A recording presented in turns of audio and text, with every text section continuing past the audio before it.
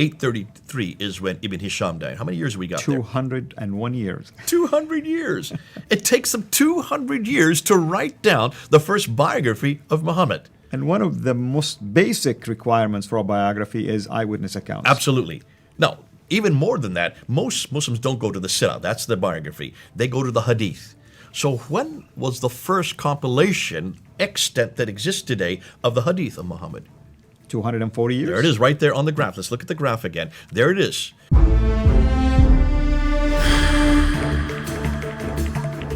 Welcome to Events and History, where we explore the origins, teachings, and historical development of Islam with a fact-based, analytical approach. What if all we have been told in the standard Islamic narrative is all lies? Buckle up for a riveting deep dive into the origins of Islam that will shake the foundations of traditional narratives. Join Dr. J. Smith and your favorite host, Al Fadi, a former Muslim from Saudi Arabia, as they unravel provocative new discoveries. This episode tackles the historical credibility of Muhammad's life and Islam's rise, questioning the two pillars, the Quran and the Prophet. With shocking revelations about 200-year gaps in Islamic sources compared to Christianity's eyewitness accounts, this series promises to challenge everything you thought you knew. Don't miss this bold exploration. Let's watch the video. Today, we are going to take another look and take basically a different angle in relationship to those traditional views. And we will start by talking about the traditional dating as it relates to the start of Islam, the rise of Islam, the history of the Prophet of Islam, and from there, we'll venture into a whole lot of interesting topics, I'm sure. Dr. Smith, thank you so much for joining me here. Well, it's good to be here, and Al, exactly what you have been saying. Remember the earlier episodes, we said that Islam really is dependent on two pillars, you might say, that hold it up. And those pillars are one book modeled by one man. The Book of the Man, the Book of the Man. We've said this many times. We've been bringing it up in our own discussions. It all comes back to one book modeled by one man. And now the earlier episodes, I think we did about 9 of them, they were all zeroed in on the book, the Quran itself. Now we're moving to the man himself. We're now going into the next pillar. And we're looking from a historical standpoint, what does history tell us? And this is why it will be damaging. And we're warning Muslims right up front. This is not going to be easy to listen to. We do not apologize for this. This has already been done against our book and our man. For 150 years, we've had these same questions. Redacted criticism, source criticism, historical criticism, literary criticism, all these criticisms were created confronting the Bible and the person of Jesus Christ. Correct. And we've answered every one of those criticisms. That's why we understand this material better than probably anybody else, because we've had to work through it enough, especially the last 100 years. We've had to work through it.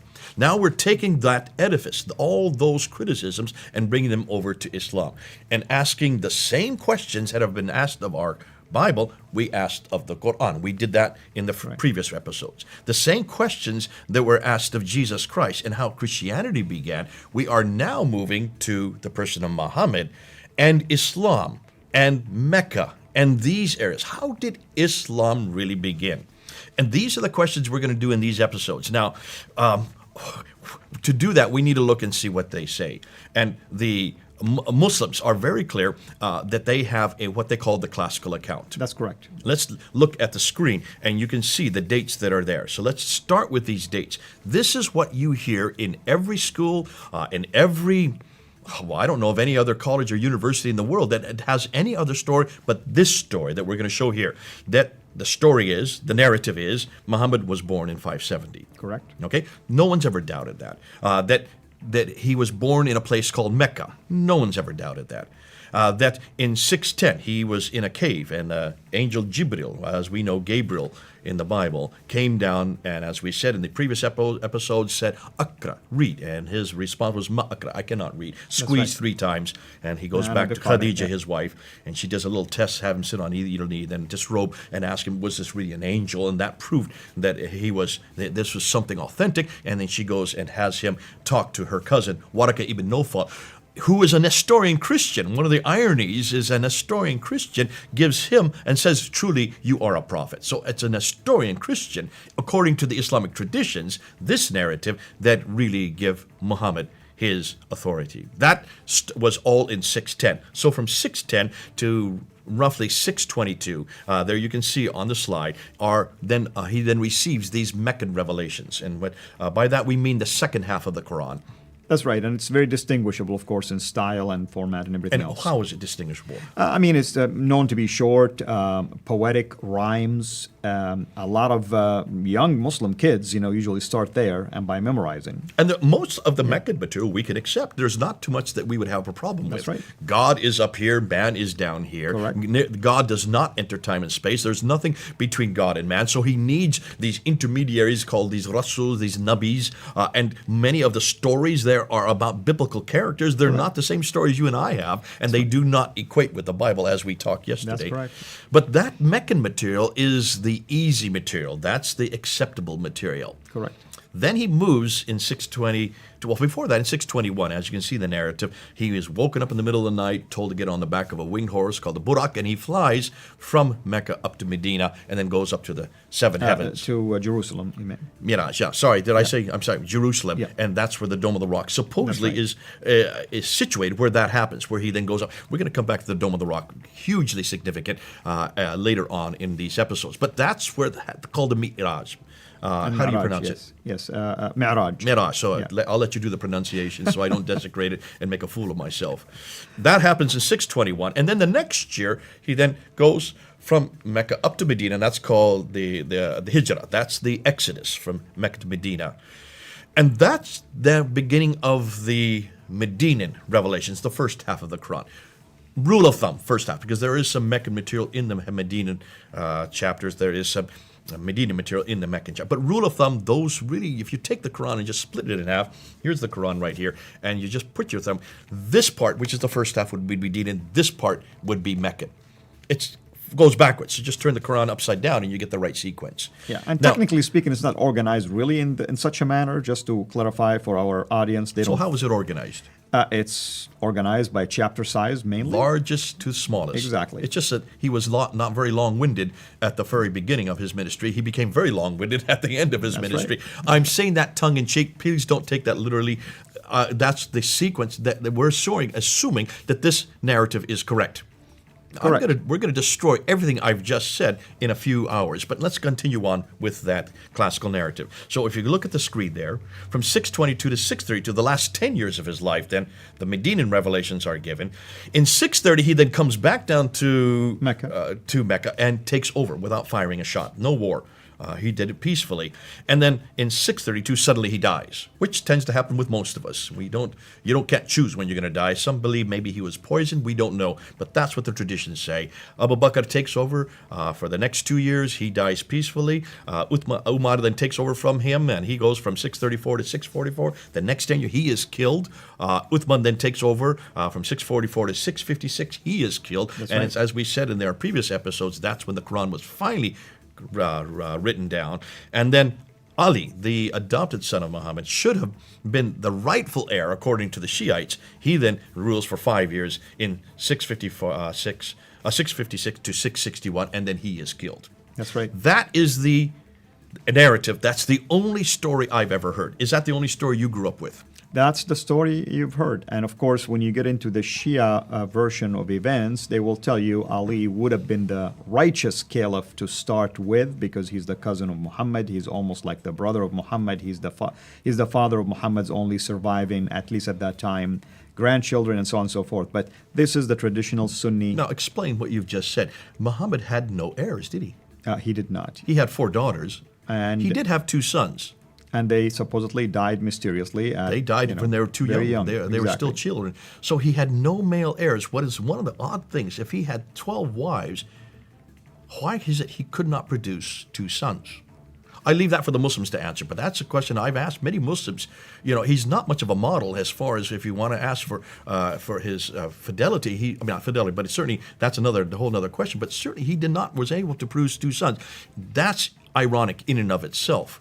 But what we do know is Ali was the one that, according to the Shiites, should have been the rightful heir Correct. because he was part of the family. Correct. Now, do you know any other story? Now, I'm not giving you everything. This is just the skeleton.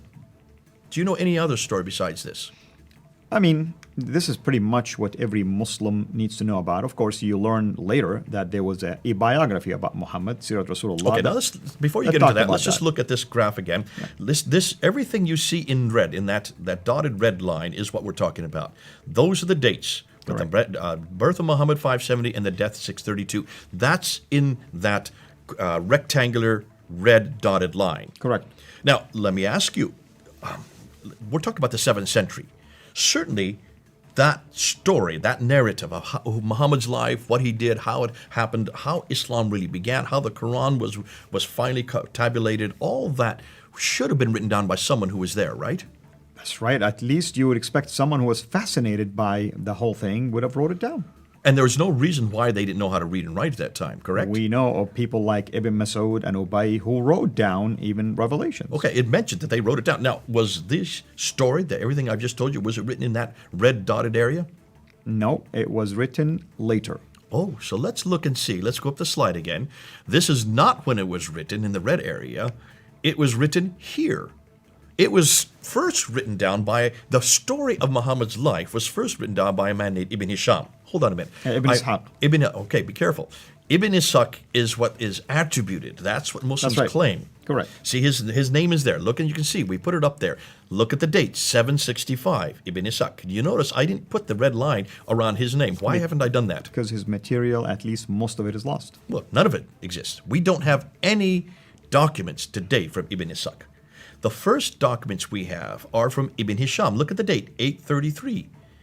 Ibn Hisham takes what was given to him by his own teacher, who was a student of Ibn Ishaq. That's right. And throws out what he doesn't like, and only retains what he does like, and then writes it down in and so that is the first tabulated biography that is extant today. And the interesting thing is he introduces also for the first time the genealogy of Muhammad in there. Interestingly, and this is in 833. That's correct. Now, let's do your math. 632 is when Muhammad died. 833 is when Ibn Hisham died. How many years have we got 201 years. 200 years. It takes them 200 years to write down the first biography of Muhammad. And one of the most basic requirements for a biography is eyewitness accounts. Absolutely. Now, even more than that, most Muslims don't go to the Sirah. That's the biography. They go to the Hadith. So when was the first compilation extant that exists today of the Hadith of Muhammad? 240 years. There it is right there on the graph. Let's look at the graph again. There it is. 870 is when Al-Bukhari dies. He's the first to tabulate it in one form. He was given 600,000 of these akhbars, and he whittles them down, throws out all of them except for about 7,400, basically, 397. That's 80, so 98% he throws out and only retains 2%. Throws out the vast majority, retains only 2%, and that's the 9 volumes that we have today. Correct. We're thinking that's the 9. It's attributed to him because even the earliest document we have for Al-Bukhari is not to the 11th century, and that's only 1 volume.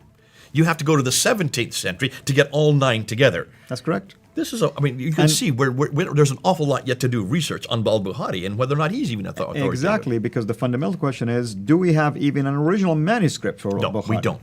Not until the 11th century, and he was there in the 9th century. So it takes another 200 years before we even get a manuscript that we can even attribute to him, and that's only 1 volume of 9. So there you're talking about 240 years after the Prophet. When you get to the tafsir and the tahriq, which would be the commentaries that explain the Quran, and the tahriq, which would be the history of all of mankind up until the time of Muhammad, they are introduced by a man named Al-Tabari. Look on the graph again, you'll see when he died, 923, so that's the 10th century. So everything we know about Muhammad, everything, you can see it on this graph there, everything we know about who Muhammad was, what he did, comes from Ibn Ishaq, 765. We don't have his material, so we have to go to Ibn Hisham, 833, Al-Bukhari, 870, Al-Tabari, 923, and later. And I want to just make a comment right here. I'm going to ask my Muslim friends who are watching this, doesn't this prove to you that Islam is a man-made all the way? All the way. Hundreds of years later. Exactly. I mean, what else, what kind of evidence do you need to prove that it's 200 years later, you have information all of a sudden written about a man that lived 200 years earlier. Will you yourself write anything about somebody who lived 100 years earlier or 50 years earlier without a single eyewitness account and be able to publish it? No, we're Christians. We go to Jesus Christ. Let's go up and look at the slide I want to put up next, because look at this slide. Here's a comparison. If we as Christians were dependent on who Jesus Christ was, what he did and what he said, and we know that immediately from the writings of Paul were written within 15 years of Christ's death. We know that the tafsir, let's do like with like. The sirah of Jesus, which would be the biography of Jesus, would be Matthew, Mark, Luke, and John. Right? That's correct. That would be his life. The equivalent to that. Exactly. That's the black letter of the Gospels. That's correct. The hadith, what Jesus said, would be the red letters. In my Bible, we have red and black. What Jesus said is written in red. That would be the hadith of Jesus. Correct. So we know that 3 of those, the sirah and the hadith of Jesus, were written within, at the latest, 40 years after Christ's death for Matthew, Mark, and Luke. John would have been written within 60 years of Christ's death. And when you talk about equivalence, if you want to look at tafsir, that would be Paul's letters, would be the tafsir.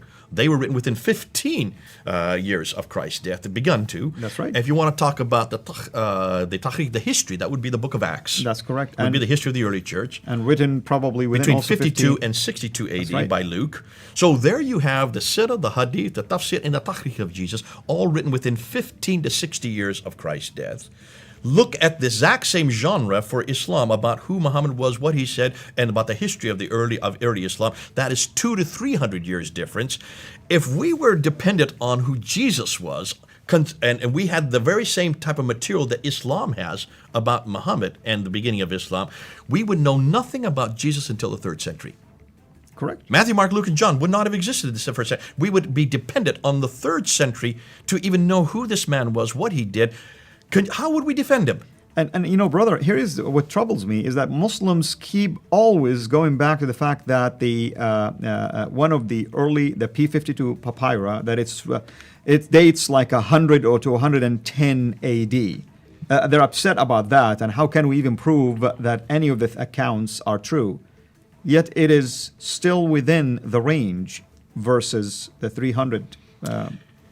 Basically, what we're saying is Islam has a real problem here. Everything we know about who Muhammad was, how Islam began, what happened between him and his wives and his family, where even the name Mecca is nothing that exists in the 1st century, and we're going to get even better as we move into these episodes. We're going to now move into what the concern is of the historians. But you can see already, we're now doing like with like. And like with like, I'm so glad that we as Christians have authoritative eyewitness account. Matthew and John were actually there. They were with Jesus for the last 3 years. They saw what he did. They heard what he said. They wrote verbatim what they knew about what he said and did. Thank God for the eyewitness accounts. Mark and Luke got it from the eyewitnesses. And that's why we can know exactly who Jesus was, what he said. If you want to talk about whether we have the originals or not, that's not even in question. Nobody doubts that Jesus existed. Nobody doubts that he died on the cross. We have Thallus, we have Phlegon, we have Tacitus, we have Josephus, even Greek, non-Christian Roman, sources. all of these non-Christians that support the death of Jesus Christ. We talked about that in an early episode. But when you look at what we have historically versus what Islam has historically, there's no comparison, but it gets much worse. We're going to show you now what we're now finding, because everything we know is from the 9th and 10th century. That's 200 to 300 years later. Wouldn't you like to go back to the 7th century? Absolutely. We're going to do that in the next episode. And with that in mind, as you can see now, I'm speaking to my audience, why this is a very rich material that we do not want to do it disservice by just cramming it all up in one episode. So we're going to have multi-parts of this particular series. Thank you so much, Dr. J.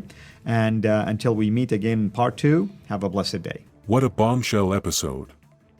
Dr. J. Smith and our host just peeled back layers of Islam's traditional narrative, exposing a 200 to 300 year gap in sources about Muhammad's life, unlike Christianity's near contemporary accounts. From Mecca to Medina, the classical story of Islam's origins faces tough scrutiny, raising questions about its historical roots. This is just the beginning of a multi-part journey diving deeper into 7th century evidence. Buckle up for more revelations that challenge everything you've been taught.